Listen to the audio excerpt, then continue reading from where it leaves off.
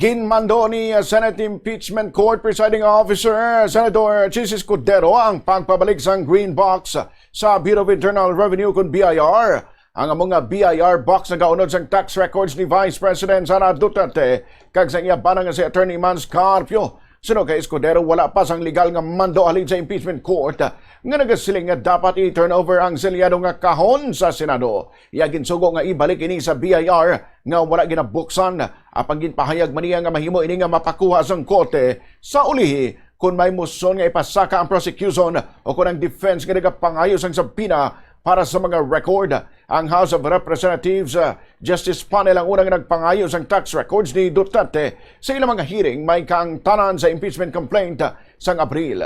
Sa ulihin, nagdesisyon mga kongresista nga hindi pagbuksan ng selyado nga kahon bangod sang kabalaka nga posible ini makalapas sa National Internal Revenue Code. Sa pre-trial proceedings, nagpangayo ang prosecution nga buksan ang kahon.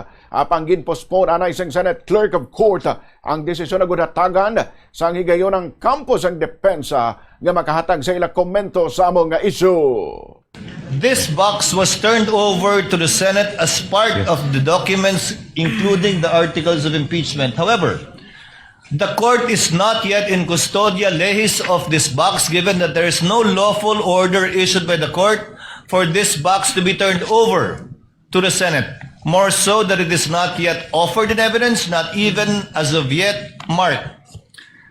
The chair therefore orders that the BIR box, closed, sealed, and as it is received, be sent back to the BIR or the Bureau of Internal Revenue without prejudice to any action that the court may take if a motion will be filed by either party for the issuance of a subpoena, and we shall await action, if any, by the BIR Commissioner should that time come.